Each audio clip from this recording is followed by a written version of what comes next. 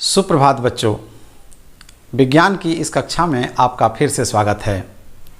ये मेरे हाथ में कुछ है, इसे आप देख रहे हैं। ये क्या चीज़ है? अच्छा पहचाना आपने, ये धागा है।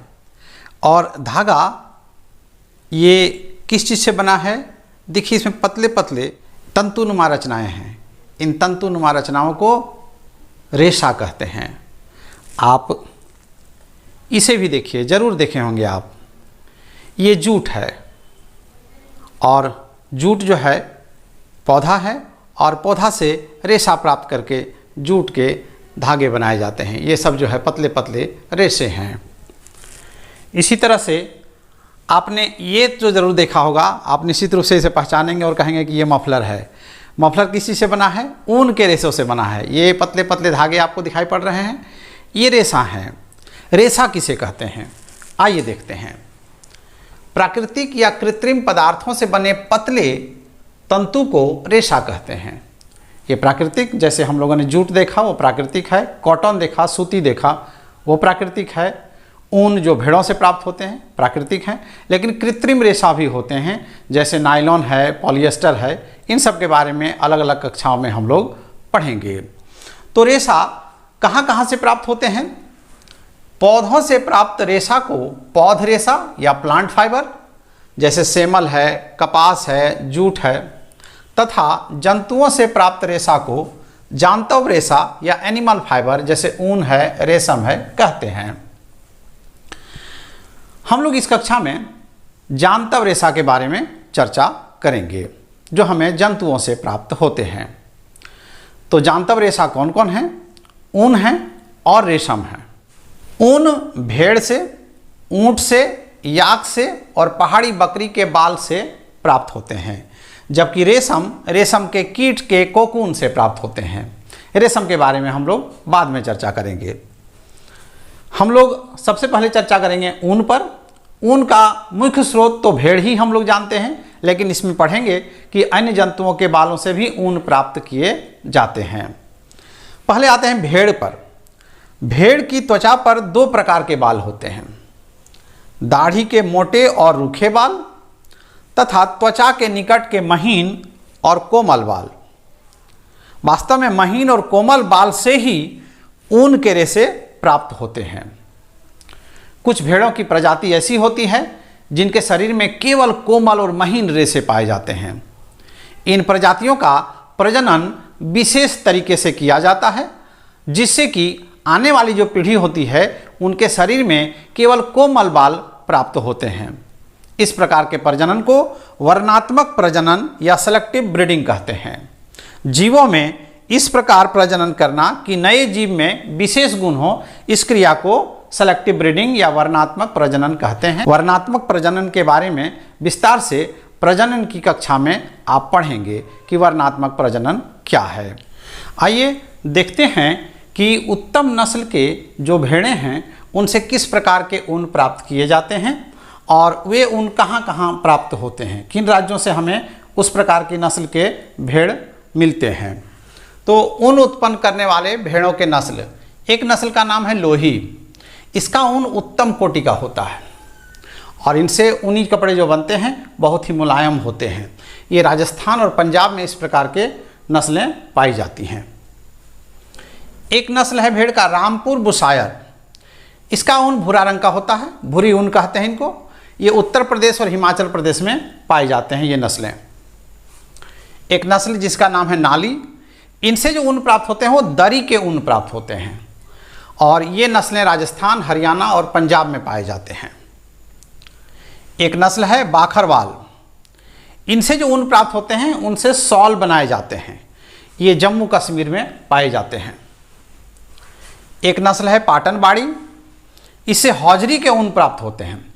हौजरी के ऊन का मतलब ये है कि इनसे जो कपड़े तैयार किए जाते हैं वो पतले होते हैं और शरीर को गर्म रखते हैं। जैसे पतले गर्म कपड़े हम लोग जाड़े के दिन में पहनते हैं, ये पतले गर्म कपड़े हैं।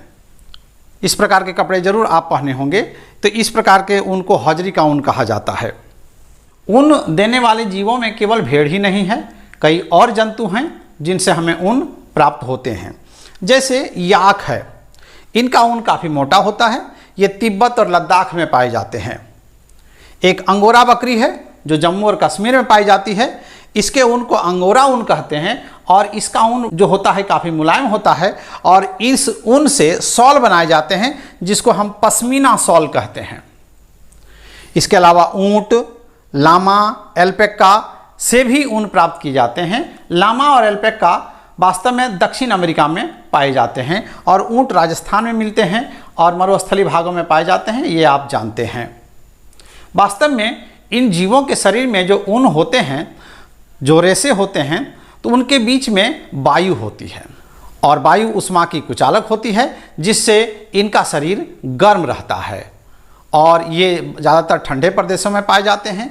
ऊंट जो है गर्म प्रदेश में पाया जाता है, तो इनसे जो ऊन निकाला जाता है, गर्मी के दिनों में इनसे ऊन जो है निकाल लिया जाता है ताकि इन्हें गर्मी से राहत मिले।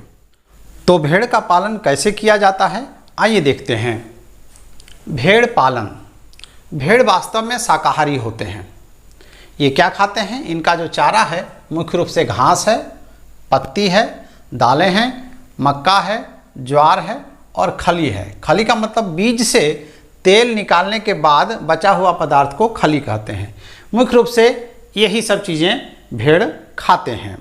आपने देखा होगा कश्मीर में, राजस्थान में, गुजरात में, हिमाचल प्रदेश में, पंजाब में भेड़ को झुंड में लोग चराने के लिए ले जाते हैं जो भेड़ पालते हैं। तो झुंड में कहाँ चराते हैं? जैसे चराने के लिए गर्मी में पहाड़ों पर घास चराते हैं। ये जो भेड़ पालते हैं, भेड़ों को गर्मी में पहाड़ों के ऊपर ले जाते हैं, वहाँ घास आसानी से उपलब्ध हो जाता है। लेकिन जब बरसात आने लगती है तो घास तलहटी पर भी उपलब्ध हो जाती है, तो वहाँ चराने के लिए तलहटी पर चराते हैं भेड़ों को। और जाड़े के दिनों में भेड़ों को घरों में रखा जाता है और वहाँ पत्ती, अनाज और सूखा चारा इन्हें खिलाया जाता है।